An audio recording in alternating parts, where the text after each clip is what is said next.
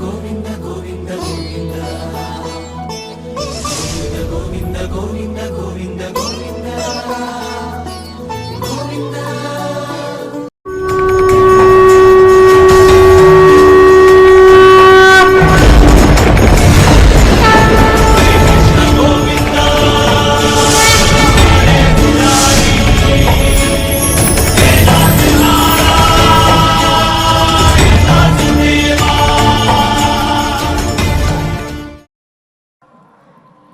ఓం నమో వెంకటేశాయ. సత్కర్మ పరమ ప్రీత కర్మసిద్ధి విధాయక గోవింద గోవింద.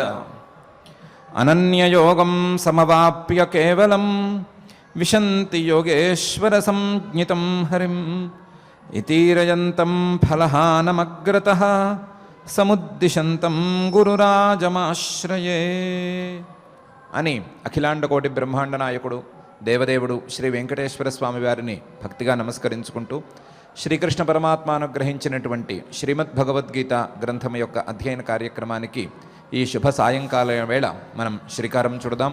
ప్రారంభంలో ఆచార్యుల వారితో కలిసి ప్రార్థనా శ్లోకాలను చదువుకుందాం, సంకల్పవాక్యాలను పఠించుకుందాం. ఈ కార్యక్రమానికి సత్సంకల్పం చేసుకుందాం. ఓం నమో వెంకటేశాయ. శ్రీ గురు ప్రార్థన. గురుర్బ్రహ్మా గురుర్విష్ణుః గురుర్దేవో మహేశ్వరః గురుః సాక్షాత్ పరం బ్రహ్మ తస్మై శ్రీ గురవే నమః. శ్రీనివాస ప్రార్థన. విశుద్ధం శివం శాంతమాద్యంత శూన్యం జగజ్జీవనం జ్యోతిరానందరూపం అదిగ్దేశకాలవ్యవచ్ఛేదనీయం త్రయీవర్తియం వేద తస్మై నమస్తే. అథ సంకల్పః శ్రీమత్ ఆదివరాహ క్షేత్రే విరాజమానస్య అఖిలాండకోటి బ్రహ్మాండ నాయకస్య శ్రీ పద్మావతీ జానేః భగవతః శ్రీ వెంకటేశ్వర స్వామినః దివ్య సన్నిధౌ భగవతః శ్రీకృష్ణ పరమాత్మనః అనుగ్రహేణ అస్మాకం సర్వేషాం శారీరస్య మానసస్య చ బలస్య సిద్ధ్యర్థం సమస్తానాం అసాధ్య వ్యాధీనాం నివారణార్థం సర్వయజ్ఞ ఫలప్రాప్త్యర్థం సర్వాసాం సంపదాం ప్రాప్త్యర్థం విద్యార్థినాం బుద్ధిశక్తి వృద్ధి ద్వారా పరీక్షాసు ఉత్తీర్ణతా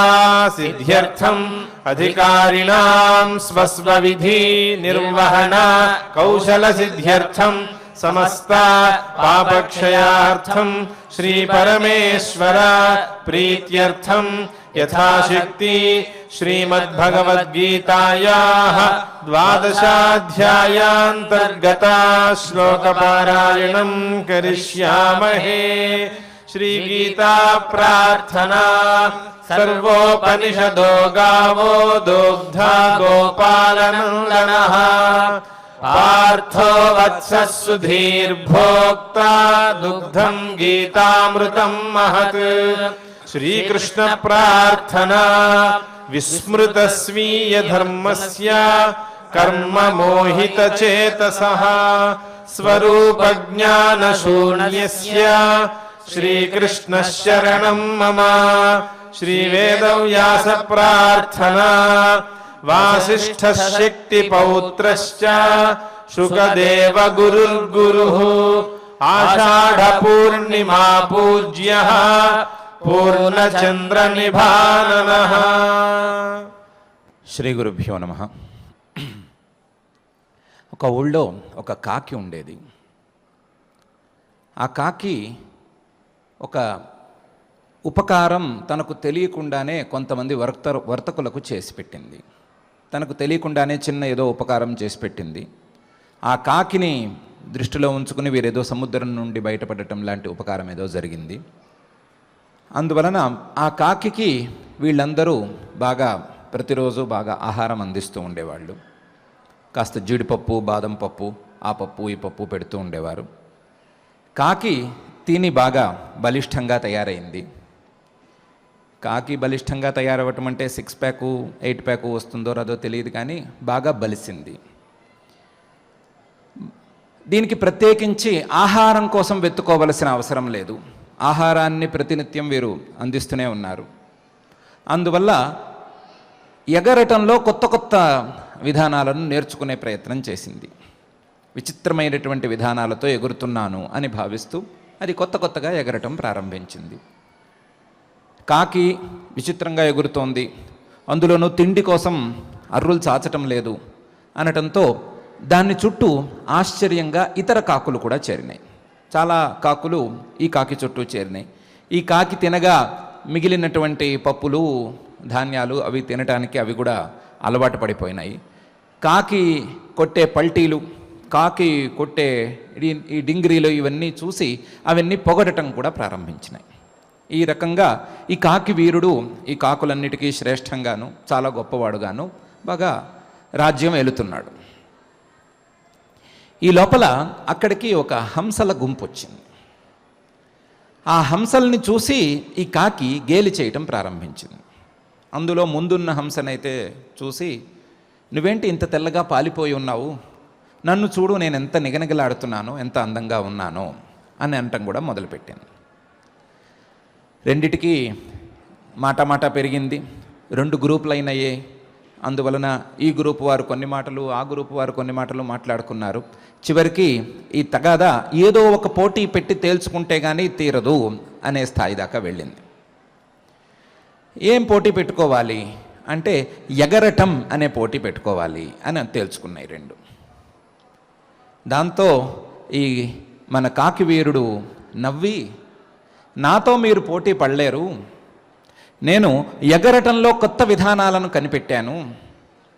తిరియగ్డీవం, పశ్చాడ్డీవం, పురోడీవం, డీవండీవం రకరకాల ఎగుళ్ళు నేను కనిపెట్టాను. ఎగరటంలో చాలా కొత్త విధానాలు ఉన్నాయి. నేను తల్లకిందులుగా ఎగరగలను, పక్కలకు ఎగరగలను, ఇలా ఎగరగలను, అలా ఎగరగలను అని సుమారుగా 101 విధానాలను చెప్పింది. 101 విధానాలలో డయన విధానాల్లో నేను ఎగరగలను, నాతో నువ్వేం పోటీ పడతావు అని ఆ హంసని అనేసింది. తోటి కాకులు చాలా ఆశ్చర్యంగా చూసి, కాకి సోదరా, మాకు తెలియకుండా ఇలా 101 విధానాలను నువ్వెప్పుడు కనిపెట్టావు, ఎప్పుడు ఈ విధానాలలో నువ్వు శిక్షణ పొందావు, ఎప్పుడు ఈ విధానాలను సరిగ్గా నువ్వు అభ్యాసం చేసి తీసుకొచ్చుకున్నావు అని అడిగినాయి. అడిగితే ఈ కాకి వీరుడు అన్నాడు, అన్నన్నేమి లేవురా అబ్బాయి, 5ో 6ో వచ్చు నాకు, మిగతావన్నీ డిక్షనరీ చూసి పేర్లు పెట్టానంతేను, ఈ హంసలకి ఎలాగో అర్థం కాదు కదా అని పేర్లు మాత్రమే పెట్టాను. 5-6 రకాలుగా ఎగరటం వచ్చు అంతేను, మిగతా 95 ఉరికినే ఉడక్కే అన్నాడు. సరే ఇవన్నీ కాదు, ఎగరటం ప్రారంభించాల్సిందే అనే మాట మొదలైతే హంసలకి చెప్పింది కదా ఈ కాకి, 101 విధానాల్లో ఎగరగలను, నాతో పోటీ పడలేరు అని. ఆ హంస అంది, మాకు ఇలా 101 విధానాలు 150 విధానాలు పరిచయం లేదు, ఒకే ఒక విధానం ఉంది మాకు తెలిసి, దాని పేరు ఉత్పాత విధానం, పైకి ఎగురుతూ వెళ్ళటం అనేటువంటిది విధానం. ఆ విధానంలో మనం పోటీ పడదాము, మాకు వచ్చింది అదే, ఆ విధానంలోనే నువ్వు పోటీ పడాల్సిందే అంది. కాకి పాపం ముందు వెనక చూసుకోకుండా సరే అంది. ఇద్దరు బయలుదేరారు. ఇటు కాకు వీరుడు బయలుదేరాడు, అటు ఆ హంస కూడా బయలుదేరింది. ఇద్దరు పైకి ఎగురుతున్నారు. పైకి ముక్కుసూటిగా ఎగురుతోంది హంస, ఎగురుతూనే ఉంది. కాకి కొంత దూరం ఎగిరిన తర్వాత దానికి అలసట అనిపించింది. హంస మాత్రం ఏమీ అలవటం లేదు, అలా ఎగురుతూనే ఉంది, వెళుతూనే ఉంది పైకి. కాకి అలసట స్థాయి నుండి ఇంకా ఘోరమైనటువంటి స్థాయికి దిగజారిపోయింది. ఇంకొంచెం పైకి వెళ్ళిన తర్వాత కాకి ఊపిరి బిగపట్టింది అని అనిపించింది. ఊపిరి ఆడటం లేదు, ఊపిరి అందటం లేదు, దమ్ము లేదు. దాంతో ఇంకా వేరే గతి లేక ప్రాణాలు పోతాయేమో అనే భయంతో ఆ హంసను పిలిచింది, నన్ను ఎలాగైనా రక్షించు అని. ఆ హంస నవ్వుకుంటూ కాస్త కిందకి దిగి కాకిని వీపు మీద కూర్చోబెట్టుకుని మళ్ళీ కిందకి దించేసి కొంచెం సేఫ్గా కిందకి భూమి మీదకు దించి మిగతా కాకులతో చెప్పింది, పాపం మీ కాకి వీరుడు, మీ కాకి సోదరుడు ఇబ్బంది పడుతున్నాడు, కాస్త శైత్యోపచారాలు అవి చెయ్యండి, ఎప్పటికైనా సరే మీరు మాతో పోటీ పడటం అనేది అయ్యే పని కాదు, ఈ విషయం అర్థం చేసుకోండి, మా మాటగా వాడికి తెలివి వచ్చిన తరువాత చెప్పండి అని చెప్పి హంసలన్నీ అక్కడి నుంచి వెళ్ళిపోయినాయి. ఈ కథలో కాకి అనేటువంటి స్థానంలో మానవుల యొక్క మనస్సులు ఉన్నాయి అని మనం అనుకోవచ్చు. మానవుల మనస్సులు కూడా కాకి ఏదో ఒక అలభ్యమైన ఆహారాన్ని కానీ, లేదా దానికి దొరికేందుకు అవకాశం లేని 4-5 పప్పులను కానీ, లేదా అయాచితంగా శ్రమ లేకుండా కానీ ఆహారాన్ని తెచ్చుకుంటే నేనేదో గొప్ప అని భ్రమపడినట్లుగా, అయాచితంగానో లేదా పూర్వజన్మ సుకృతంగానో లేదా ఈ జన్మలోనే చేసుకున్నటువంటి సుకృతం ఫలంగానో ఏదో ఒక రకమైన ఫలితమో, అది సుఖమో మరొక గెలుపో ఏదో రకంగా గనక సాధించినట్లయితే మమ్మల్ని మించిన వాళ్ళు లేరు, నన్ను మించిన వాళ్ళు లేరు అనే అహంకారంతో విర్రవీగటం, రకరకాలుగా పల్టీలు కొడుతూ ఉండటం, రకరకాలుగా విచిత్రమైనటువంటి విన్యాసాలు చేస్తూ ఉండటం అనేది మానవుల మనస్సులకు సహజమైన ప్రక్రియ అయిపోయింది. కానీ ఈ తామస గుణము రాజస గుణము ఎక్కువగా ఉండేటువంటి ఈ మానవుల మనస్సులు సాత్వికమైనటువంటి హంసలాగా సూటిగా ఏకాగ్రతగా ఒక విషయాన్ని సాధించుకోవటం, ఒక విషయాన్ని ధ్యానంతో లగ్నం చేసుకుని ఆ విషయం మీద లగ్నం చేసుకుని ఆ విషయాన్ని స్థిరంగా ఉంచుకోవటం అనే ప్రక్రియకు అలవాటు పడటం లేదు. విచిత్రమైన విన్యాసాలు, తిరియగ్డీవం, పురోడైవం, పశ్చాడ్డీవం, డీవం అనుకుంటూ విచిత్రమైన విన్యాసాలు చేస్తున్నారే తప్ప, విచిత్రమైనటువంటి విన్యాసాలకు అలవాటు పడుతున్నవే తప్ప ఈ మనసులు స్థిరమైన ఒక లక్ష్యాన్ని సాధించటానికి మానవుల మనస్సులు క్రమంగా తమ అలవాట్లను కోల్పోతున్నాయి. మానవుల మనస్సులు హంసలలాగా శుద్ధంగా ఏకాగ్రంగా ఒక లక్ష్యాన్ని సాధించటానికి ప్రయత్నం చేసేందుకు నిర్దేశించబడినవి. వాటి అలవాటును కోల్పోయి కాకులలాగా ఇష్టం వచ్చినట్టు సంచరించటం, పల్టీలు కొట్టడం, బురుడీలు కొట్టడం లాంటి పనులు చేస్తున్నాయి. అలాంటి స్థాయి నుండి మానవుల మనస్సులు సాత్వికమైనటువంటి హంసల లాంటి ఏకాగ్రతా స్థాయికి పెరగాలి అని పరమాత్మ అభిప్రాయపడుతున్నాడు. మనం చెప్పుకున్నటువంటి ఉదాహరణలో కాకులు ఎప్పటికీ హంసలలా మారలేవు. కాకులు ఏం చేసినా సరే హంసలుగా మారలేవు. వాటిని ఎంత కడిగినా ఎంత తోమినా సరే అవి తెల్లగా మారవు. కానీ మానవుల మనస్సులు కాకులలా ఉండటం ఏమిటి? కాకులలాగా బంక కారిన, కాకులలాగా బురద కారిపోయినా, బురదే అక్కర్లేదు, తారు కారిపోతూ ఉన్నటువంటి పరిస్థితి నుంచైనా సరే అభ్యాసం గనక చేసుకున్నట్లయితే అభ్యాసయోగ బలంతో అవి స్వచ్ఛమైనటువంటి సాత్వికమైన హంసల లాంటి స్థాయిని పొందవచ్చు, ఏకాగ్రతను పొందవచ్చు అని పరమాత్మ అభిప్రాయపడుతున్నాడు. కాకులు హంసలలా మారలేవు, కానీ మానవుల మనస్సులు ఏకాగ్రంగా స్వచ్ఛంగా సాత్వికంగా మారగలవు. దానికి అభ్యాసం ఒక్కటే పరమౌషధం అని పరమాత్మ అభిప్రాయపడుతున్నాడు. ఆ అభిప్రాయంతో అథ చిత్తం సమాధాతుం నశక్నోషి మయి స్థిరం అభ్యాసయోగేన తతః మామిచ్ఛాప్తుం ధనంజయ అని నిన్నటి రోజున ఉపదేశం చేశాడు. చిత్తం సమాధాతుం, నీ మనసు ఇటు అటు కదిలిపోతూ ఉన్నది కదా, కాకిలాగా పల్టీలు కొడుతున్నదే తప్ప ఒకచోట స్థిరంగా నిలిచి ఉండటం లేదు కదా. అలా చిత్తం సమాధాతుం నశక్నోషి మయి స్థిరం యది, ఒకవేళ నీ చిత్తాన్ని నా రూపమందు నిలబెట్టి ఉంచటానికి నీకు సామర్థ్యం లేకపోయినట్లయితే అభ్యాసయోగేన తతః మామిచ్ఛాప్తుం ధనంజయ, నీ యొక్క అభ్యాసం చేసుకో. అభ్యాసం చేసుకుని ఆ అభ్యాసాన్ని సమాధి స్థాయి వరకు తీసుకువెళ్ళే ప్రయత్నం చేసుకో. నిరంతర ప్రయత్నం ద్వారా నీ మనస్సుకు ఏకాగ్రతను సాధించు. ఏకాగ్రతను సాధించి నాయందు మనస్సును నిలబెట్టడానికి ప్రయత్నం చేసుకో. ఆ ప్రయత్నానికి కావలసినటువంటి కోరికను నీ మనస్సులో పెంచుకో అని నిన్నటి రోజున ఉపదేశం చేశాడు. అయితే మానవుల మనస్సు కేవలం కాకి లాంటిది కాదు. కాకి బంక కారుతున్న స్థితిలో కాదు, బురద కారుతున్న స్థితిలో కాదు, ఇంకా పై స్థితిలో ఉన్నది అని మనం దృష్టాంతంలో అనుకున్నాం. కాబట్టి ఇలా పరమాత్మనే చేరాలి అనేటువంటి నిరంతర ప్రయత్నం కానీ, ఆ ప్రయత్నాన్ని స్థిరంగా ఉంచుకునేటువంటి శక్తి సామర్థ్యాలు కానీ లేకపోయినట్లయితే, పరమాత్మను సాధించుకునేటువంటి కోరిక కానీ స్థిరంగా లేకపోయినా, ఆ కోరిక ద్వారా రావలసినటువంటి ప్రయత్నం స్థిరంగా లేకపోయినా, లేదా అభ్యాసయోగం అలవాటు పడకపోయినా ఏం చేయాలి? అభ్యాసయోగం అలవాటు పడటం లేదు, లేదా అభ్యాసం మీద మనసు పోవటం లేదు. ఇలాంటి స్థితిలో ఏం చేయాలి అనే సందేహం వస్తే పరమాత్మే దానికి పరిష్కారం చెప్తున్నాడు. అభ్యాసేప్యర్థమర్థోసి మత్కర్మ పరమో భవ మదర్థమపి కర్మాణి కుర్వన్ సిద్ధిమవాప్స్యసి అని. ఒకవేళ అభ్యాసేపి, అభ్యాసంలో కూడా అసమర్థోసి, నువ్వు అసమర్థుడివి అయినట్లయితే, అసమర్థుడిగా ఉన్నట్లయితే, లేదా అసమర్థుడివి అని భావించినట్లయితే, అభ్యాసేపి అసమర్థోసి తర్హి మత్కర్మ పరమో భవ. నా కోసం పరమాత్మకర్త అనేటువంటి భావనతో నేను ఉపదేశం చేసినటువంటి సత్కర్మలు చేసేందుకు సమాయత్తమవు. మత్కర్మ పరమోభవ, పరమాత్మ ఉపదేశం చేసినటువంటి సత్కర్మలన్నీ పరమాత్మకు సమర్పితం అనేటువంటి భావనతో ఆ సత్కర్మాచరణ చేయటమే జీవిత లక్ష్యంగా పనిచేసేయి.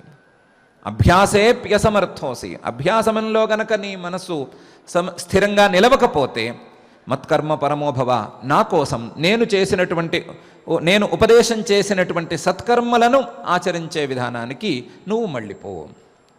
మత్కర్మ పరమోభవ.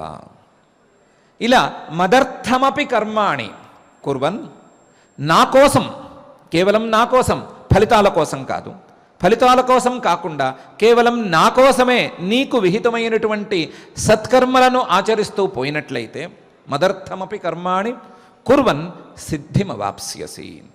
ఇలా చేస్తూ చేస్తూ క్రమంగా నీకు కావలసినటువంటి ఏకాగ్రత, స్థిర నిశ్చయం లాంటి సత్ఫలితాలన్నిటినీ నీవు పొందవచ్చు.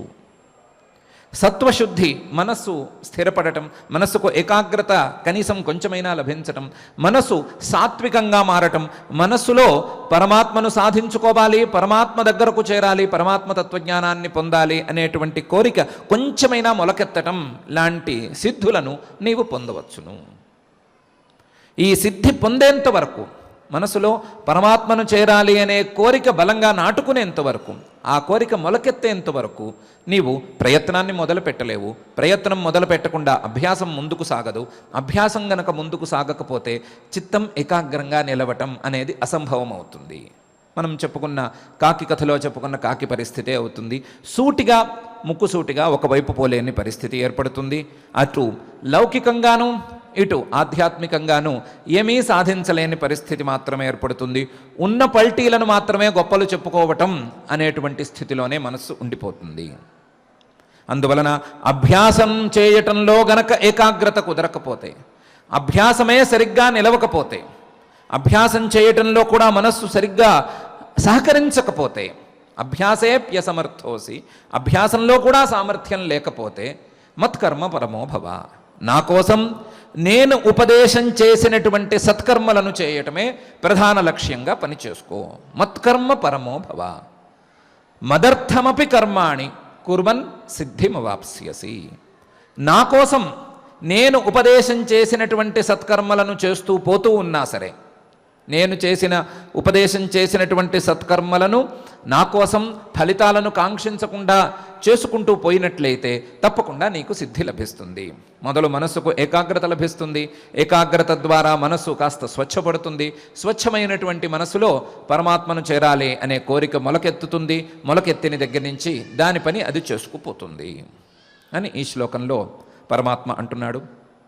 ఈ శ్లోకంలో ఉండేటువంటి మత్కర్మ పరమోభవ అనేటువంటి అంశాన్ని మనం ఇంకో కోణంలోనూ ఆలోచించుకోవచ్చు. అభ్యాసేప్యసమర్థోసి, అభ్యాసం చేయటానికి సరి అయినటువంటి ఏకాగ్రత కుదరని, సామర్థ్యం లేని పరిస్థితులే గనక ఉత్పన్నమైతే మత్కర్మ పరమోభవ, నా కోసం చేసేటువంటి పూజాదులే నీకు గొప్పవి అనేటువంటి స్థాయిలో ఉండిపో. పరమాత్మను పూజించుకోవటం, పరమాత్మ యొక్క ఏదో ఒక రూపాన్ని అర్చించుకోవటం, ఆ పరమాత్మకు సంబంధించినటువంటి కథలను వినటం, ఆ పరమాత్మను స్మరించుకోవటం, అప్పుడప్పుడు సాధ్యమైనప్పుడైనా స్మరించుకోవటం, స్మరణ కాలాన్ని, శ్రవణ కాలాన్ని, వీటన్నిటినీ కొద్ది కొద్దిగా పెంచుకుంటూ పోవటం అనేటువంటి ప్రయత్నం చేసుకో. మత్కర్మ పరమోభవ. ఏ పని చేసినా సరే, ఏ పూజ చేసినా, ఏ పునస్కారం చేసినా ఏదో రకంగా అది పరమాత్మకు సంబంధించినదయ్యేట్లుగా చూసుకుంటూ పోవటం అనేటువంటి సాధననైనా చూసుకో.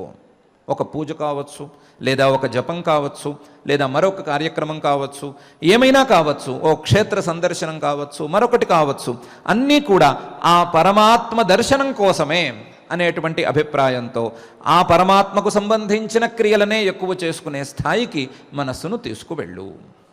ఆ సందర్భంలో నవవిధ భక్తులను కానీ, లేదా అష్టవిధ భక్తులను కానీ, ఇంకా రకరకాల భక్తి విధానాలన్నిటినీ నీవు అనుసరించవచ్చు. శ్రవణం, కీర్తనం విష్ణో, స్మరణం, పాదసేవనం, అర్చనం, వందనం, దాస్యం, సఖ్యం, ఆత్మనివేదనం అనేటువంటి విధానాలైనా ప్రయత్నించవచ్చు. లేదా సామాన్యులు చేసుకునేటువంటి చిన్న చిన్న పూజలో, చిన్న చిన్న జపాలో, స్తోత్రపారాయణలో, లేదా మరొక పాఠాలో, వీటన్నిటిలోనూ కూడా ఆ మత్కర్మ పరమత్వం అనేటువంటి అంశాన్ని నువ్వు సాధించుకోవచ్చు. దీన్ని సాధించడం ద్వారా కూడా పరమాత్మకు సంబంధించినటువంటి క్రియలను, ఆ క్రియాకాలాలను పెంచుకుంటూ క్రమక్రమంగా ఆ క్రియలలో పరమాత్మ యొక్క తత్వాన్ని జోడించుకుంటూ పరమాత్మ తత్వాన్ని అందుకునేందుకు ఆ క్రియలన్నీ వాడుకుంటూ ఉన్నాము అనేటువంటి ఆలోచనలతో, అలాంటి ప్రయత్నంతో సాధనం చేసుకున్నట్లయితే మదర్థమపి కర్మాణి కుర్వన్, ఈ కర్మలను కూడా ఆయా ఫలితాల కోసం చేసుకోకుండా, వేరువేరు ఫలితాలను, తాత్కాలికమైనటువంటి గెలుపులను ఆశించకుండా కేవలం మదర్థం, పరమాత్మను సాధించటం కోసం, తెలుగులో సాధించటం కోసం కాదు, పరమాత్మను చేరటం కోసం ఈ ప్రయత్నం చేస్తున్నాము అనేటువంటి ఆకాంక్షతో, ఆ సంకల్పంతో ఈ పరమాత్మ పూజాధికాలను చేసుకోవచ్చును. మదర్థమపి కర్మాణి కుర్వన్ సిద్ధిమవాప్స్యసి. ఇలాంటి సత్కర్మల ద్వారా కూడా, ఇలాంటి పూజాది క్రియల ద్వారా కూడా సిద్ధిని తప్పకుండా పొందవచ్చును అని పరమాత్మ ఈ శ్లోకంలో మానవులకు మరొక సౌలభ్యాన్ని సూచిస్తున్నాడు. అభ్యాసేప్యసమర్థోసి మత్కర్మ పరమోభవ, మదర్థమపి కర్మాణి కుర్వన్ సిద్ధిమవాప్స్యసి అని. ఈ భావాన్ని పరమాత్మ ఈశావాస్యోపనిషత్తులోని 3వ మంత్రం నుండి తీసుకువచ్చాడు. రెండవ మంత్రం నుండి తీసుకువచ్చాడు. కుర్వన్నేవేహ కర్మాణి జిజీవిషేచ్ఛతజ్ఞ సమాః ఏవం త్వయి నాన్యథేతోస్తి న కర్మ లిప్యతే నరే అని ఆ మంత్రం బోధిస్తున్నది. ఆ మంత్రంలో ఎప్పుడైతే మానవుడు పరమాత్మను చేరుకోవటానికి, పరమాత్మ తత్వజ్ఞానం సంపాదించుకోవటానికి ప్రయత్నం చేయలేని స్థితిలో ఉంటాడో, పరమాత్మ తత్వజ్ఞానానికి కావలసినటువంటి త్యాగాన్ని సాధించలేక ఉంటాడో, అటువంటి స్థితిలో ఉన్నటువంటి మానవుడు కుర్వన్నేవేహ కర్మాణి జిజీవిషేత్, ఈ లోకంలో ఉన్నంత వరకు, తను ప్రాణాలను ధరించి ఉన్నంత వరకు తనకు విహితమైనటువంటి సత్కర్మలను చేస్తూనే బతకాలి అనేటువంటి ఆశతో ఉండాలి. జిజీవిషేత్ శతం సమాహ, నిండు నూరేళ్ళు ఇదే ఆశతో ఉండాలి. నిండు నూరేళ్ళు బతకాలి, బతికినంతకాలం సత్కర్మాచరణ చేస్తూనే బతకాలి అని అనుకోవాలి. అలాంటి సంకల్పంతో నిరంతరం సత్కర్మాచరణ చేస్తూనే జీవితాన్ని సాగించుకున్నట్లయితే, ఏవంత్వయి నాణ్యథేతోస్తి, దుష్కర్మలను చేయకుండా సత్కర్మలను మాత్రమే చేసుకుంటూ పోయిన వాడికి అది ఒక్కటే శరణ్యమైనటువంటి దారి అవుతుంది. దాన్ని మించిన 3వ దారి లేదు. నాణ్యథేతోస్తి న కర్మ లిప్యతే నరే. ఇలా దుష్కర్మల జోలికి పోకుండా కేవలం సత్కర్మలను శ్రద్ధగా ఆచరించుకునేవాడికి ఏ రకమైనటువంటి కర్మలేపము ఉండదు అని ఆ మంత్రం బోధిస్తున్నది. ఆ మంత్రంలో ఉండేటువంటి భావనను పరమాత్మ కొంచెంగా పెంచి ఆ మంత్రంలో ఉండే అంశానికి మదర్థం అనేటువంటి అంశాన్ని కూడా జోడించి మదర్థమపి కర్మాణి కుర్వన్ సిద్ధిమవాప్స్యసి అని స్పష్టంగా చెప్తున్నాడు. కేవలం ఫలితాల కోసమో, ఏదో తాత్కాలికమైనటువంటి ప్రయోజనాల కోసమో కర్మలను లేదా పూజాధికాలను చేయటం కాదు. పరమాత్మను చేరుకునే ప్రయత్నంలో కేవలం పరమాత్మకే సమర్పణ బుద్ధితో సత్కర్మలను పూజాధికాలను చేసుకోవటం అనేది ఉత్తమమైనటువంటి విధి అని ఈ శ్లోకంలో సూచిస్తున్నాడు. సూచిస్తూ, ఒకవేళ ఇది కూడా మాకు చేత కాదు, ఇది కూడా మాకు చేతనయ్యే పరిస్థితి లేదు అని అంటే దానికి ఏం చేయాలి అనటానికి చివరిది లేదా చిట్ట చివరిది ఇది ఒక్కటే మిగిలింది అని పై శ్లోకంలో ఇలా అంటున్నాడు. అథ ఏతదప్యశక్తోసి కర్తుం మద్యోగమాశ్రితః సర్వకర్మ ఫలత్యాగం తతః కురు యతాత్మవాన్ అని. అథ ఏతదప్యశక్తోసి, ఏతదపి అంటే మదర్థమపి కర్మాణి కుర్వన్ అనేటువంటి విధానంలో నేను చెప్పిన రీతిలో సత్కర్మలను చేసుకోవటం అనేది కుదరని పనైనట్లయితే, సత్కర్మలను చేసుకోవటం అనేది శక్యమే కాదు అని అభిప్రాయపడినట్లయితే, అథ ఏతదప్యశక్తోసి కర్తుం మద్యోగమాశ్రితః, కేవలం నాయందే తాత్పర్యంతో, కేవలం నేనే కర్తను అనే అభిప్రాయంతో సత్కర్మలను చేసుకోవటం అనేటువంటిది నీకు చేత కాకపోయినట్లయితే, మద్యోగమాశ్రితః సర్వకర్మ ఫలత్యాగం తతః కురు. అటువంటి పరిస్థితుల్లో కేవలం నీకు మనసులో ఉండేటువంటి కోరికలనైనా విడిచిపెట్టు. సర్వకర్మ ఫలత్యాగం, కర్మల యొక్క, నీవు చేసుకునేటువంటి కర్మల యొక్క, నీవు చేసుకునేటువంటి సత్కర్మల యొక్క లేదా పూజాదుల యొక్క ఫలితాన్ని విడిచిపెట్టుకునేటువంటి ప్రయత్నమైనా చేసుకో. సర్వకర్మ ఫలత్యాగం తతః కురు యతాత్మవాన్. ఇది కొంచెం జాగ్రత్తగా చేసుకో.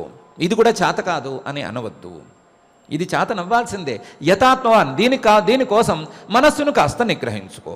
యతాత్మవాన్, నీ యొక్క మనస్సును, నీ ఆత్మను కొంచెం సంయతం, నియతం చేసుకో. నీ ఆత్మను, మనస్సును కాస్త వశం చేసుకో. మనస్సును కనీసం కర్మఫల త్యాగానికైనా ఒప్పించి కనీసం ఈ విధానాన్నైనా ప్రారంభించుకో. ఈ విధానంలోనైనా సరే పైకి వెళ్ళటానికి ప్రయత్నం చేసుకో అని ఈ శ్లోకంలో అంటున్నాడు. ఇంతకు మించి వెసులుబాటు ఇవ్వటం కుదరదు అని కూడా చెప్పేస్తున్నాడు. ఇదే చివరిది. అథ ఏతదప్యశక్తోసి, వెనకాల శ్లోకంలో చెప్పింది చాలా సులభమైనటువంటి ప్రక్రియ. చేసుకునేటువంటి కర్మలన్నీ కూడా పరమాత్మ సమర్పితమైనటువంటి కర్మలు, పరమాత్మకే చెందిన కర్మలు, లేదా పరమాత్మే వాటికి కర్త, ఆ ఫలం కానీ ఆ కర్తృత్వం కానీ నాకు అక్కర్లేదు అనేటువంటి ధోరణిలో, ఆ బుద్ధితో సత్కర్మలను చేసుకోవటం అనేది చాలా సులభమైనటువంటి విధానం. ఆ విధానంలో కూడా మనస్సుకు సామర్థ్యం లేకపోయినట్లయితే, మనస్సుకు శక్తి లేకపోయినట్లయితే, నేనే కర్తను అనేటువంటి భావన స్థిరంగా మనసులో నాటుకుపోయి మనసులోంచి బయటికి పోకపోతే, అథ ఏతదప్యశక్తోసి, చాలా చిన్న విధానం, దీన్ని కూడా నువ్వు నాకు శక్తి లేదు అని పక్కకి తోసేట్లయితే, ఏతదప్యశక్తోసి కర్తుం మద్యోగమాశ్రితః, కేవలం కర్మలన్నిటినీ నాయందే సమర్పణం చేసుకునేటువంటి రీతిలో కర్మలను చేసుకోవటం అనేది నీకు శక్తి లేని విషయంగా మారిపోతే పర్వాలేదు. తతః, అలాంటి సందర్భంలో సర్వకర్మ ఫలత్యాగం కురు, నీవు చేసేటువంటి కర్మలన్నిటికీ ఫలితాలను విడిచిపెట్టుకునేటువంటి ప్రయత్నం చేసుకో. కర్మఫలత్యాగం కురు, సర్వకర్మ ఫలత్యాగం కురు. మనసులోంచి ఆ కర్మ ఫలం మీద ఉండేటువంటి తృష్ణను పోగొట్టుకో. కర్మలకు ఫలితాలు రావాలి అనేటువంటి కోరికలను పూర్తిగా తొలగించుకో. ఆ తొలగించుకునే ప్రయత్నమైనా చేసుకో. ఈ తొలగించుకునే ప్రయత్నానికి కూడా నాకు సామర్థ్యం లేదు అని అనవద్దు. ఆ సామర్థ్యాన్ని మాత్రం నువ్వు సంపాదించుకోవలసిందే. యతాత్మవాన్ సంపాదించుకోవలసిందే. నీ మనస్సును నిగ్రహించుకుని, నీ మనస్సుకు కాస్తైనా సరే పాఠం చెప్పుకుని, మనస్సును లొంగదీసుకునైనా సరే ఈ పని వరకు చేయవలసిందే. మొదటి మెట్టుగా ఈ కర్మఫల త్యాగాన్ని అంగీకరించవలసిందే. కర్మఫల త్యాగం తప్ప మరొక దారి లేదు అనేటువంటి విషయాన్ని అంగీకరించవలసిందే అని పరమాత్మ ఈ శ్లోకంలో అంటున్నాడు. అథ ఏతదప్యశక్తోసి కర్తుం మద్యోగమాశ్రితః సర్వకర్మ ఫలత్యాగం తతః కురు యతాత్మవాన్ అని. ఒక కోతి ఉండేదిట. పాపం దాని మానాన అది అడవుల్లో తిరుగుతూ ఉండేది. తిరుగుతూ ఉండగా ఎందుకో దారి తప్పి ఊళ్ళోకి వచ్చింది. ఊళ్ళోకి వచ్చి ఎక్కడెక్కడో ఆహారం కోసం వెతుక్కుంటూ ఉండగా ఒక కొట్టు కనిపించింది, షాప్ కనిపించింది. అందులోకి వెళ్ళింది. అందులో గాజు సీసాల్లో అన్నీ పెట్టారు. అది బహుశా డ్రై ఫ్రూట్స్ అమ్మే షాప్ అనుకుంటాను. గాజు సీసాల్లో అందంగా డ్రై ఫ్రూట్స్ పెట్టారు. పాపం దానికి అలవాటులో ఉండే ఏ పండు అందులో కనిపించలేదు. కనిపించకపోయినా ఇదేదో తిండి అయి ఉంటుంది అనే అభిప్రాయంతో ఒక గాజు సీసాలోకి చేయి పెట్టింది. అది ఏ గాజు సీసా, బహుశా జీడిపప్పు గాజు సీసానో లేదా బాదం పప్పు ఇష్టమైన వాళ్ళకి బాదం పప్పు గాజు సీసా. అందులోకి చేయి పెట్టింది. చేయి పెట్టి గుప్పెడి నిండా తీసుకుంది. బాదం పప్పులో జీడిపప్పులో తీసుకుంది. తీసుకుని చేయి బయటికి లాక్కుందామని ప్రయత్నం చేస్తుంది. కానీ అదేమైందంటే చేతి నిండా జీడిపప్పులు ఉండటంతో గాజు సీసా మూతి కంటే ఈ చెయ్యి పెద్దదైంది. పెద్దదవ్వటం వలన చెయ్యి బయటికి రావటం లేదు. ఈ కోతికి ఎలాగైనా సరే బయటికి లాగేద్దామనే కోరిక పుట్టింది. దాంతో కాస్త హడావిడి చేసింది. హడావిడి చేయటంలో పక్కనుండే సీసాలు అవి కింద పడ్డాయి. శబ్దమైంది. ఈ లోపల షాప్ ఓనర్ వచ్చాడు, యజమాని వచ్చాడు, కొట్టు యజమాని వచ్చాడు. రావటమే కోతిని చూసి కోపంగా ఒక కర్ర తీసుకుని కోతిని కొట్టడం మొదలుపెట్టాడు. కోతికి తీవ్రమైనటువంటి బాధ, భరించలేని నొప్పి. కానీ ఎలాగోలా ఈ చెయ్యి ఇందులోంచి బయటికి తీసేస్తే, ఈ చేతిని ఇందులోంచి బయటికి లాగేసుకుని బయటికి వెళ్ళిపోతే, పారిపోగలిగితే ఈ జీడిపప్పులు దక్కే, ఈ దెబ్బల బాధ కూడా తప్పే అని అనుకుంటూ అందులోంచి చేయి తీద్దామని ప్రయత్నం చేస్తూనే ఉంది. మూతి కంటే, ఆ సీసా మూతి కంటే చేయి పెద్దదిగా ఉండటం వలన చేయి బయటికి రావట్లేదు. ఈ షాపు ఓనర్ ఏమో కోపం కొద్దీ కొట్టడం మానటం లేదు. ఈ దెబ్బలు పెరిగిపోతున్నాయి, అందులోంచి రావటం లేదు. కనీసం ఆ సీసాతో కలిసి పరిగెత్తే అవకాశం కూడా కోతికి లేదు, ఎందుకంటే సీసా బరువు చాలా ఎక్కువగా ఉంది. ఇలాంటి సందర్భంలో మనం గనక ఆ కోతికి సలహాదారులమైతే, మనమే ఆ కోతికి సలహాలు ఇవ్వవలసి వస్తే ఏమి సలహా ఇస్తాము అంటే, నువ్వు ముందు ఆ జీడిపప్పు పట్టుకున్న చేతిని వదిలేసేయి, ఆ జీడిపప్పు నీకు దక్కేది కాదు, మొదలు ఈ దెబ్బల్ని మాత్రం తప్పించుకుని ఇక్కడి నుంచి పారిపో అని సలహా ఇస్తాం కదా. అదే సలహా పరమాత్మ ఇస్తున్నాడు. సర్వకర్మ ఫల త్యాగం తతఃకురు యథాత్మవాన్. నువ్వు కర్మఫలాల మీద పెంచుకున్నటువంటి ఆకాంక్ష, కోరిక, వీటన్నిటినీ ఒక క్షణం విడిచిపెట్టుకో. అది విడిచిపెట్టుకున్న మరుక్షణం నీకు తగిలేటువంటి దెబ్బల నుండి లేదా నీకు కలిగేటువంటి బాధల నుండి పరిపూర్ణమైన విముక్తి లభిస్తుంది. విముక్తి లభించడంలో ఏమీ సందేహం లేదు. విముక్తి లభించి తీరుతుంది. త్యాగం చేస్తే, కర్మఫల త్యాగం చేస్తే విముక్తి లభిస్తుందా లభించదా అనే సందేహానికి కూడా అవకాశం లేదు. సందేహం పడక్కర్లేదు, తప్పకుండా లభిస్తుంది. అవశ్యం సందేహం లేకుండా యథాత్మవాన్గా గనక సర్వకర్మఫల త్యాగం గనక చేసుకోగలిగినట్లయితే ఆ కోతికి ముక్తి లభించినట్లుగా అందరికీ ముక్తి లభిస్తుంది అని పరమాత్మ అభిప్రాయపడుతున్నాడు. ఆ అభిప్రాయాన్ని ఇంత సులభంగా చెప్పకుండా కొంచెం సంక్లిష్టంగా, కొంచెం సాధనా మార్గాలను వాటిని వివరిస్తూ పై శ్లోకంలో ఇలా చెప్తున్నాడు. శ్రేయోహి జ్ఞానం అభ్యాసాత్, జ్ఞానాత్ ధ్యానం విశిష్యతే, ధ్యానాత్ కర్మఫల త్యాగ, త్యాగాత్ శాంతిరనంతరం అని. ఎవరైనా సరే ఆధ్యాత్మికమైనటువంటి సాధనలను చేసుకునేటప్పుడు ఏది మొదలు చేయాలి, ఏది తర్వాత చేయాలి, ఏది శ్రేష్టం, ఏది తక్కువ స్థాయిది, ఏది ముందు పట్టుకోవాలి, ఏది తర్వాత పట్టుకోవాలి అని చాలా ప్రశ్నలు అడుగుతారు. వారందరికీ అర్థమైనా అర్థం కాకపోయినా సరి అయిన రీతిలో అర్థం చేసుకోగలిగితే మాత్రమే అర్థమయ్యే విధానంలో నేను మెట్లు చెప్తాను. శ్రేయోహి జ్ఞానం అభ్యాసాత్. ప్రతి ఒక్కరూ ప్రాథమికంగా అభ్యాసం చేసుకోవాలి. అభ్యాసం మళ్ళీ మనస్సును ఒకే చోట స్థిరంగా ఉంచుకునేటువంటి అభ్యాసం, దీన్ని చేసుకోవాలి. శ్రేయోహి జ్ఞానం అభ్యాసాత్ అన్నప్పుడు అభ్యాసం ముందు చేసుకోవాలి. ఆ అభ్యాసం కంటే పై మెట్టులో ఉన్నది లేదా అభ్యాసం కంటే ఉత్తమమైనది ఏమిటి అంటే పరమాత్మతత్వాన్ని గురించి శ్రవణం చేసుకోవటం. శ్రవణం ద్వారా పరమాత్మతత్వజ్ఞానాన్ని పొందటం అనేది దీనికంటే శ్రేష్టం. ఏకాగ్రత కోసం చేసేటువంటి అభ్యాసం కంటే పరమాత్మ గురించిన శ్రవణం శ్రేయస్కరం. అది పై మెట్టులో ఉన్నది లేదా ఉత్తమమైనది. జ్ఞానాత్ ధ్యానం విశిష్యతే. ఈ జ్ఞానం కంటే కూడా, కేవలం శబ్దాల వలన పరమాత్మను వినటం కంటే కూడా ఆ శబ్దాల ద్వారా విన్నటువంటి పరమాత్మతత్వాన్ని స్థిరం చేసుకోవటం కోసం చేసే ప్రయత్నమైనటువంటి ధ్యానం మరింత శ్రేయస్కరమైనది. దాని స్థాయి దీనికంటే పెద్దది. దానికి కూడా అభ్యాసం కావాలి అనుకుంటారా? అభ్యాసపూర్వకమైనటువంటి ధ్యానం అనేనా అర్థం పెట్టుకోండి.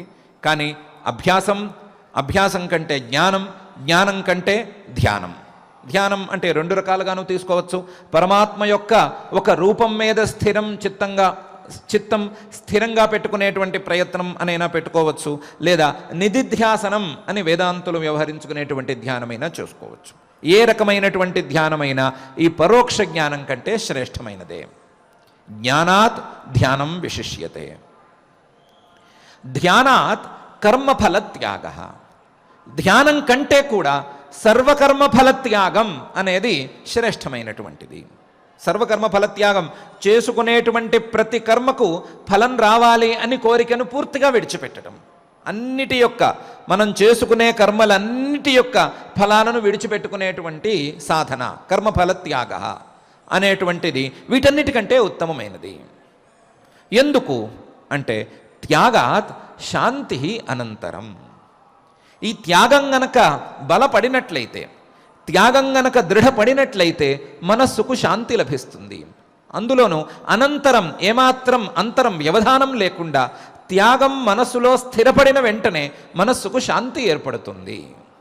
అందువలన సర్వకర్మ ఫలత్యాగం అనేది అన్నిటికంటే శ్రేష్టమైనది అని ఈ శ్లోకంలో అంటున్నాడు. ఇంతకుముందు మనం శ్లోకంలో చెప్పుకున్న రీతిలో సర్వకర్మ ఫలత్యాగాన్ని మించి ఇంకొక సాధనాన్ని మొదటి అడుగుని నేను చెప్పలేను అని పరమాత్మ తేల్చేశాడు అనుకున్నాము. సర్వకర్మ ఫలత్యాగమే ఇది చేయలేకపోతే అదే, అది చేయలేకపోతే ఇంకోటా అనేటువంటి పరంపరలో చివరిది. సర్వకర్మ ఫలత్యాగాన్ని మాత్రం సాధించుకోవలసిందే అనుకున్నాము. అది మొదటి మెట్టు అని అనుకుంటే ఆ మొదటి మెట్టును పరమాత్మ ఈ శ్లోకంలో విస్తృతంగా తెలియచేస్తున్నాడు. దాని యొక్క విస్తృతి ఎంత దూరం ఉంటుంది అనే విషయాన్ని ఈ శ్లోకంలో తెలియచేస్తున్నాడు. ఏమంటున్నాడు? శ్రేయోహి జ్ఞానం అభ్యాసాత్. అభ్యాసం చేసుకోవాలి అని అంటున్నారు. అభ్యాసానికి వెనకాల ఉన్నది ఏది?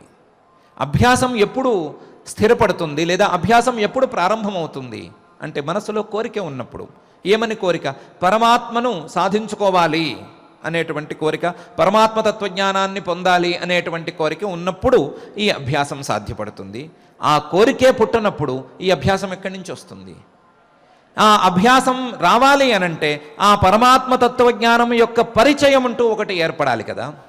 ఆ పరిచయం ఎక్కడి నుంచి రావాలి అంటే మనస్సులో ఒక శుద్ధత ఏర్పడిన తర్వాతే కావచ్చు, శుద్ధత ఏర్పడక ముందే కావచ్చు, వేదాంత వాక్యాలను, పరమాత్మ యొక్క ఉపదేశ వాక్యాలను, పరమాత్మతత్వాన్ని గురించి చెప్పేటువంటి వాక్యాలను విన్న తర్వాత వస్తుంది.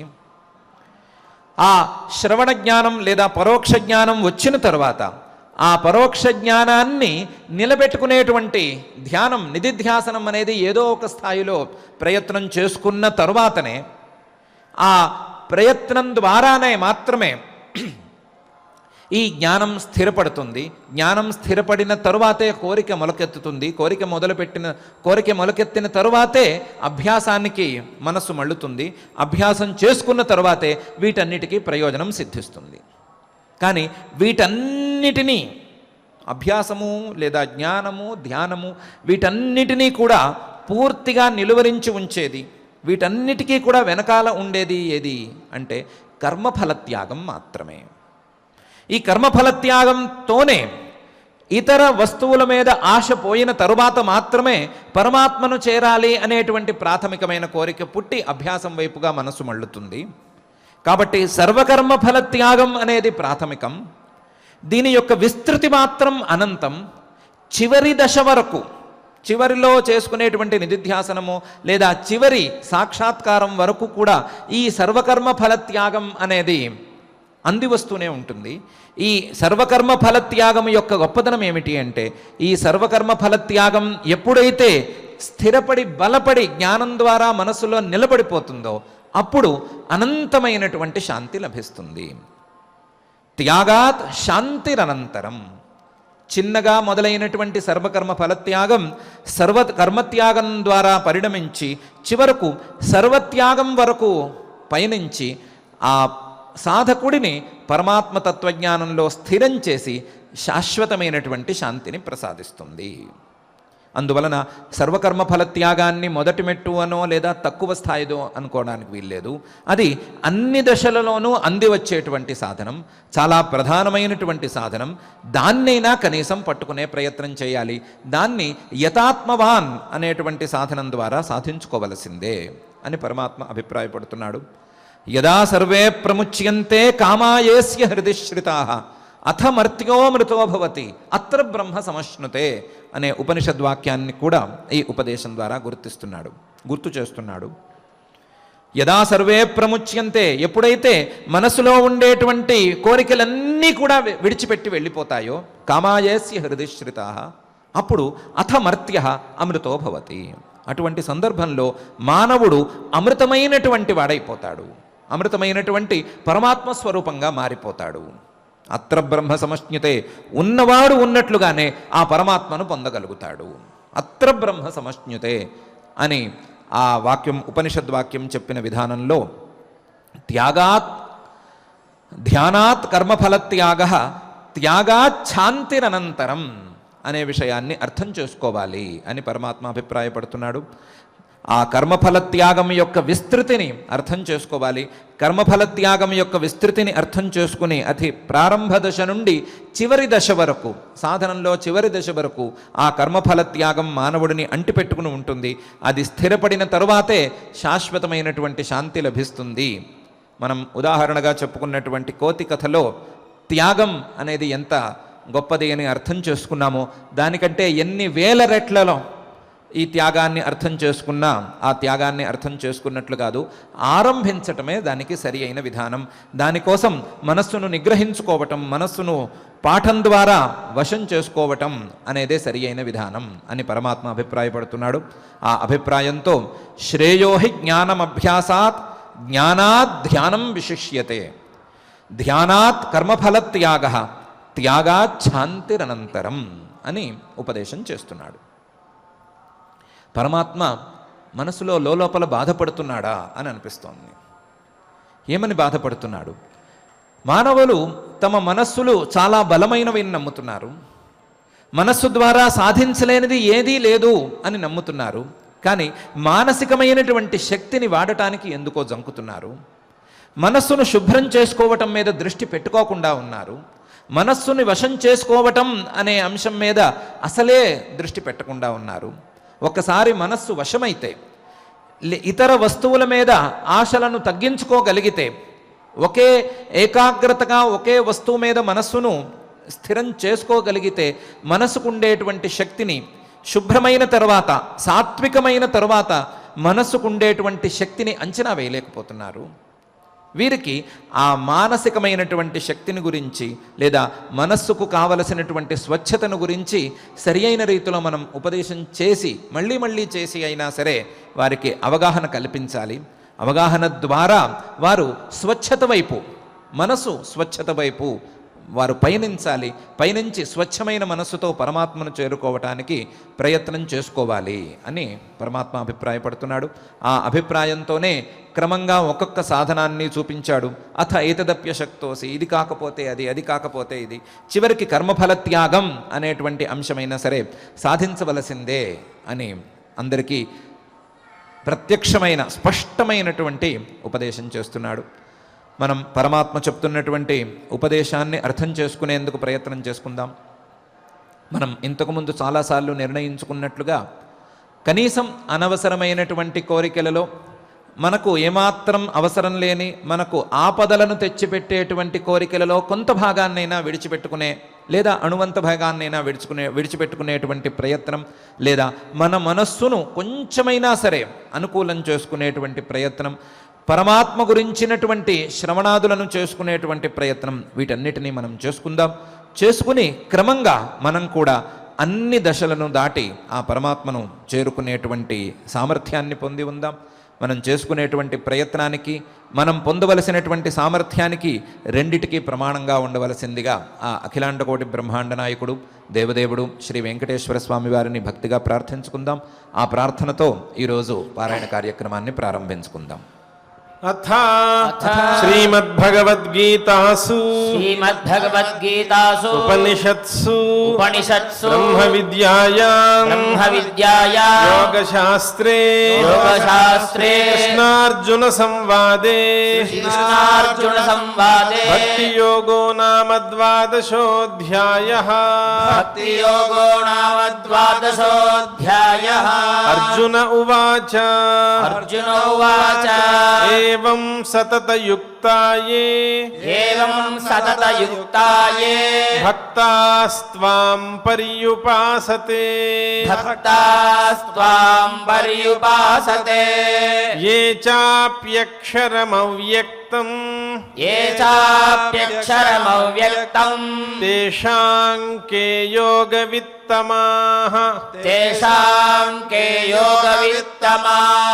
శ్రీభగవానువాచ మయ్యావేశ్య మనో యే మాం నిత్యయుక్తా ఉపాసతే నిత్యయుక్తా ఉపాసతే శ్రద్ధయా పరయోపేతాః తే మే యుక్తతమా మతాః తే మే యుక్తతమా మతాః ఏ త్వక్షరమనిర్దేశ్యం ఏ త్వక్షరమనిర్దేశ్యం అవ్యక్తం పర్యుపాసతే అవ్యక్తం పర్యుపాసతే సర్వత్ర గమచింత్యం చ సర్వత్ర గమచింత్యం చ కూటస్థమచలం ధ్రువం కూటస్థలతలం ధ్రువం సన్నియమ్యేంద్రియగ్రామం సన్నియమ్యేంద్రియగ్రామం సర్వత్ర సమబుద్ధయః సర్వత్ర సమబుద్ధయః తే ప్రాప్నువంతి మామేవ తే ప్రాప్నువంతి మామేవ సర్వభూతహితే రతాః సర్వభూతహితే రతాః క్లేశోధికతరస్తేషాం క్లేశోధికతరస్తేషాం అవ్యక్తాసక్తచేతసాం అవ్యక్తాసక్తచేతసాం అవ్యక్తా హి గతిర్దుఃఖం అవ్యక్తా హి గతిర్దుఃఖం దేహవద్భిరవాప్యతే దేహవద్భిరవాప్యతే ఏ తు సర్వాణి కర్మాణి ఏ తు సర్వాణి కర్మాణి మయి సన్యస్య మత్పరాః మయి సన్యస్య మత్పరాః అనన్యేనైవ యోగేన అనన్యేనైవ యోగేన మాం ధ్యాయంత ఉపాసతే మాం ధ్యాయంత ఉపాసతే తేషామహం సముద్ధర్తా తేషామహం సముద్ధర్తా మృత్యు సంసార సాగరాత్ మృత్యు సంసార సాగరాత్ భవామి న చిరాత్ పార్థ భవామి న చిరాత్ పార్థ మయ్యావేశిత చేతసాం మయ్యావేశిత చేతసాం మయ్యేవ మన ఆధత్స్వ మయ్యేవ మన ఆధత్స్వ మయి బుద్ధిం నివేశయ మయి బుద్ధిం నివేశయ నివసిష్యసి మయ్యేవ నివశిష్యసి మయ్యేవ అత ఊర్ధ్వం న సంశయః అత ఊర్ధ్వం న సంశయః అథ చిత్తం సమాధాతుం అథ చిత్తం సమాధాతుం న శక్నోషి మయి స్థిరం న శక్నోషి మయి స్థిరం అభ్యాసయోగేన తతః అభ్యాసయోగేన తతః మామిచ్ఛాప్తుం ధనంజయ మామిచ్ఛాప్తుం ధనంజయ అభ్యాసేప్యసమర్థోసి అభ్యాసేప్యసమర్థోసి మత్కర్మ పరమో భవ మత్కర్మ పరమో भव मदर्थमपि कर्माणि मदर्थमपि कर्माणि कुर्वन् सिद्धिमवाप्स्यसि कुर्वन् सिद्धिमवाप्स्यसि अथैतदप्यशक्तोऽसि अथैतदप्यशक्तोऽसि कर्तुं मद्योगमाश्रितः कर्तुं मद्योगमाश्रितः सर्वकर्मफलत्यागम् सर्वकर्मफलत्यागम् ततः कुरु यतात्मवान् ततः कुरु यतात्मवान् श्रेयो हि ज्ञानमभ्यासात्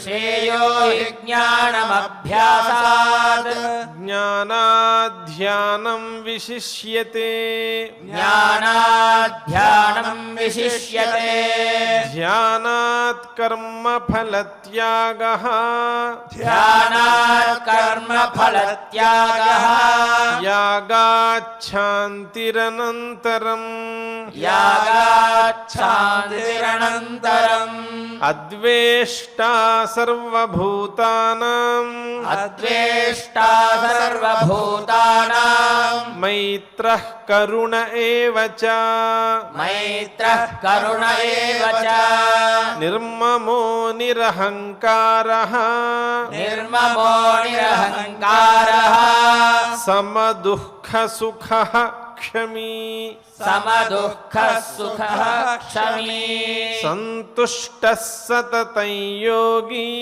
सन्तुष्टः सततं योगी यतात्मा दृढनिश्चयः यतात्मा दृढनिश्चयः मय्यर्पितमनो बुद्धिः मय्यर्पितमनो बुद्धिः यो मद्भक्तः स मे प्रियः यो मद्भक्तः स मे प्रियः यस्मान्नो द्विजते लोकः यस्मान्नो द्विजते लोकः लोकान्नो द्विजते च यः लोकान्नो द्विजते च यः हर्षामर्षभयोद्वेगैः हर्षामर्षभयोद्वेगैः मुक्तो यः स च मे प्रियः मुक्तो यः स च मे प्रियः अनपेक्षः शुचिर्दक्षः अनपेक्षः शुचिर्दक्षः उदासीनो गतव्यथः उदासीनो गतव्यथः सर्वारम्भपरित्यागी सर्वारम्भपरित्यागी यो मद्भक्तः स मे प्रियः यो मद्भक्तः स मे प्रियः यो न हृष्यति न द्वेष्टि यो न हृष्यति न द्वेष्टि न शोचति न काङ्क्षति न शोचति न काङ्क्षति शुभाशुभपरित्यागी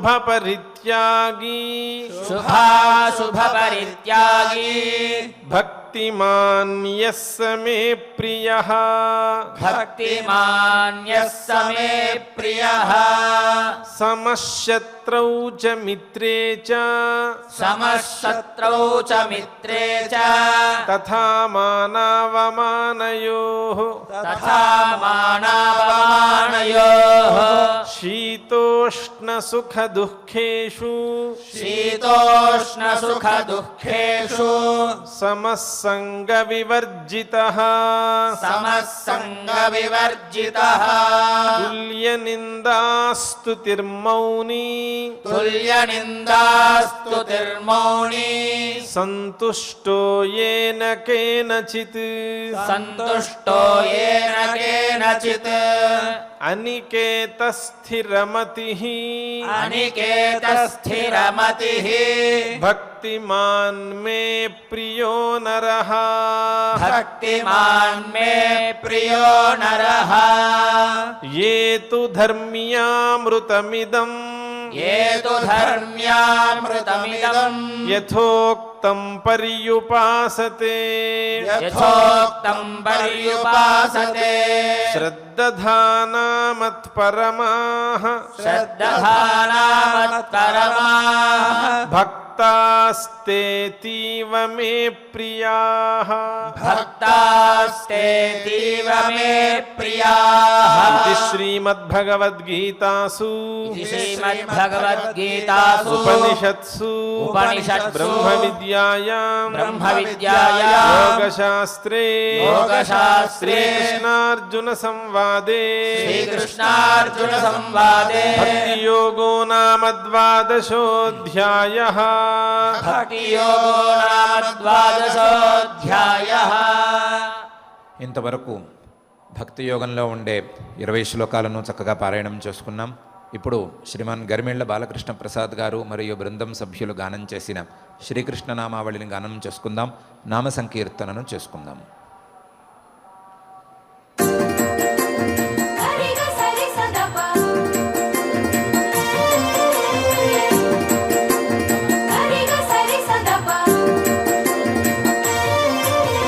कृष्णं वन्दे जगद्गुरुं श्रीकृष्णं वन्दे जगद्गुरुं कृष्णं वन्दे जगद्गुरुं श्रीकृष्णं वन्दे जगद्गुरुं कृष्णं वन्दे जगद्गुरुं श्रीकृष्णं वन्दे जगद्गुरुं कृष्णं वन्दे जगद्गुरुं श्रीकृष्णं वन्दे जगद्गुरुं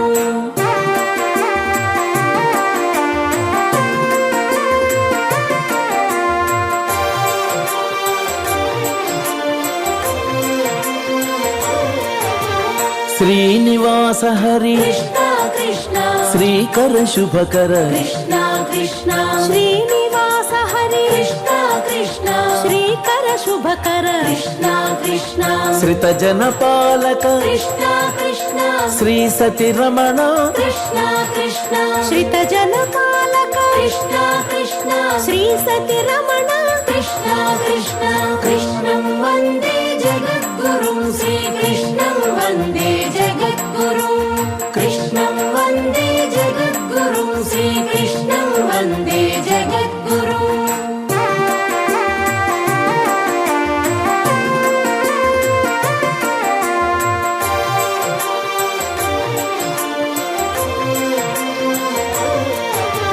सामज गमन कृष्णा कृष्णा सामज वरद कृष्णा कृष्णा सामज गमन कृष्णा कृष्णा सामज वरद कृष्णा कृष्णा साधु जनावन कृष्णा कृष्णा सारसलोचन कृष्णा कृष्णा साधु जनावन कृष्णा कृष्णा सारसलोचन कृष्णा कृष्णा कृष्णं वन्दे जगद्गुरुं श्रीकृष्णं वन्दे जगद्गुरुं कृष्णं वन्दे जगद्गुरुं श्रीकृष्णं वन्दे जगद्गुरुं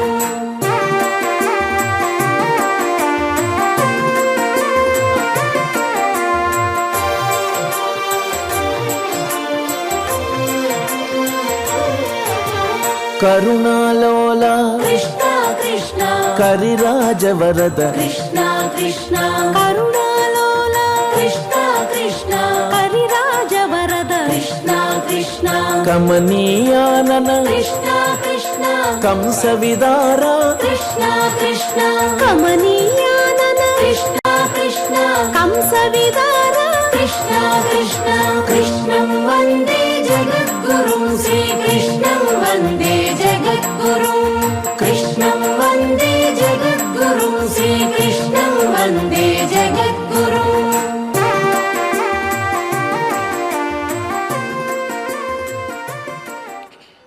నామ సంకీర్తన కార్యక్రమం పూర్తయిన తర్వాత ఆచార్యుల వారితో కలిసి మంగళ శ్లోకాలను చదువుకుందాం. ఈ కార్యక్రమాన్ని మంగళాంతంగా పూర్తి చేసుకుందాం. यत्र योगेश्वरः कृष्णो यत्र पार्थो धनुर्धरः तत्र श्रीर्विजयो भूतिर्ध्रुवा नीतिर्मतिर्मम अथ क्षमा प्रार्थना यदक्षरपदभ्रष्टं मात्राहीनं च यद्भवेत् तत्सर्वं क्षम्यतां देवनारायण नमोऽस्तु ते.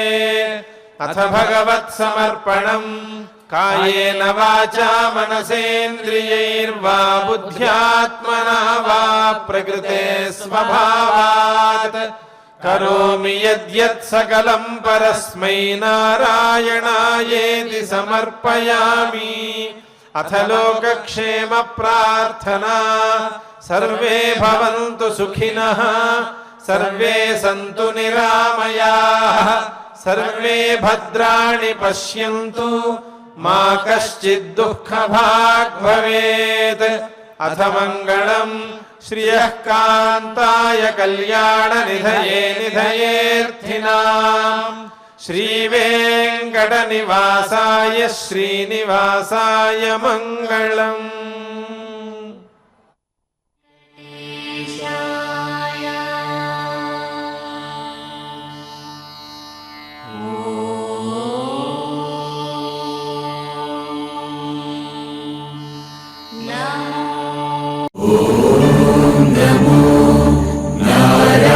నారాయణాయ